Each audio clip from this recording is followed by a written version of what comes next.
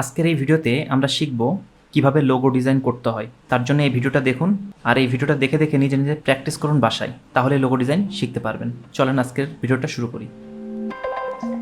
আজকে লোগোটা বানানোর জন্যে প্রথমে আমরা লাইন সেগমেন্ট টুল সিলেক্ট করব। এখান থেকে আমরা কালারটা অফ করে রাখবো, শুধুমাত্র স্ট্রোকটা অন রাখবো। তারপর আমরা এখান থেকে শিফট প্রেস করে একটা লাইন টেনে নেব। তারপর আমরা অল্টার প্রেস করে এটাকে ডুপ্লিকেট করব, সাথে সাথে শিফটও প্রেস করব যেন দুইটা পাশাপাশিই থাকে। তারপর আমরা Ctrl+D প্রেস করতেই থাকব। টোটাল আমরা এইভাবে 14টা নেব। তারপর আমরা পুরোটাকে সিলেক্ট করব। এটাকে আমরা Ctrl+C দিয়ে কপি করব, তারপর Ctrl+V দিয়ে পেস্ট করব। তারপর শিফট প্রেস করে ধরে আমরা এটাকে এইভাবে 180 ডিগ্রি অ্যাঙ্গেলে ঘুরাই ফেলব। তারপর এটাকে আমরা নিচেটার উপর এইভাবে রাখব। এখন আমরা এখান থেকে ইলিপস টুল এটা সিলেক্ট করব। তারপর শিফট প্রেস করে ধরে আমরা একটা সার্কেল নিয়ে নেব। সার্কেলটাকে আমরা এইটার উপরে অ্যাডজাস্ট করব। এখানে একটা জিনিস খেয়াল রাখতে হবে, আমাদের সার্কেলটা যেন এই যে লাইনটা আছে এই লাইনের সাথে অ্যাডজাস্ট হয়। তার জন্য আমরা এটাকে একটু বড় করে অ্যাডজাস্ট করে দিব। তারপর এটাকে আমরা ডুপ্লিকেট করব। Ctrl+C Ctrl+V প্রেস করলে ডুপ্লিকেট হয়ে যাবে। তারপর আমরা শিফট প্রেস করে এটাকে একটু ছোট করে ফেলব।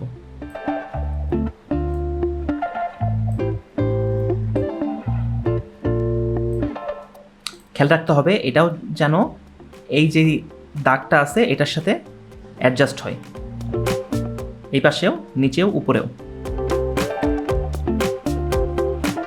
ওকে, আমাদের এটা কিন্তু করা হয়ে গেল। এখন আমাদের কাজ হচ্ছে এটাকে পুরোটাকে আমরা সিলেক্ট করব। তারপর এখান থেকে শেপ বিল্ডার টুল এটা সিলেক্ট করব। এখান থেকে আমরা কালারটা অফ করে দেব, এখান থেকে এই পাশেরটা অন করব। প্রথম যেই লেটারটা আমরা এখানে নেব, খেয়াল রাখতে হবে প্রথম 3 ঘর আমরা এখান থেকে নেব, 1 2 3। তার জন্য আমরা এখান থেকে সিলেক্ট করব।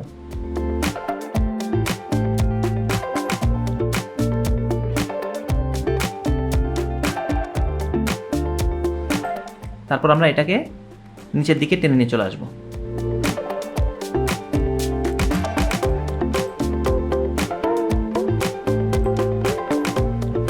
প্রথম লেটারটা আমাদের হয়ে গেল। তারপর আমরা একটা ঘর ফাঁকা রাখবো। তারপর আমরা এখান থেকে শুরু করব পরের লেটারটা বানানোর জন্য।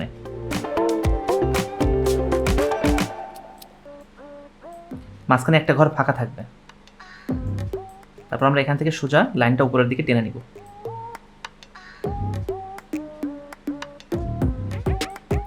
এখানেও একটা ঘর ফাঁকা থাকবে। তারপর এখান থেকে আমরা আবার লাইনটা উপরের দিকে টেনে নিব।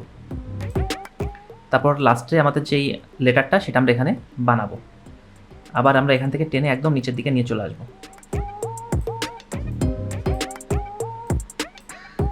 তারপর এখান থেকে লেটারটা বানানোর জন্য ঘোরাই ফেলবো।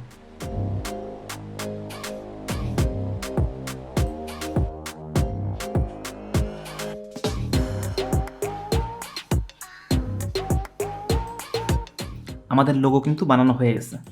এবার আমরা জুম আউট করব। এখান থেকে আমরা ম্যাজিক টুল সিলেক্ট করব।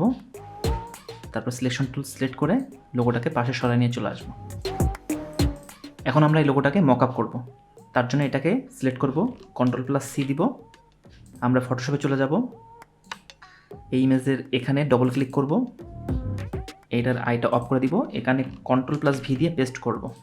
ওকে,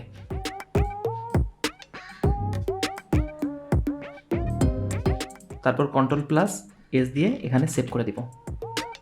তাহলে আমাদের লোগোটা এইভাবে মক আপ হয়ে যাবে। ধন্যবাদ ভিডিওটা দেখার জন্য। পরবর্তী ভিডিওর জন্য এই চ্যানেলটাকে সাবস্ক্রাইব করে রাখুন।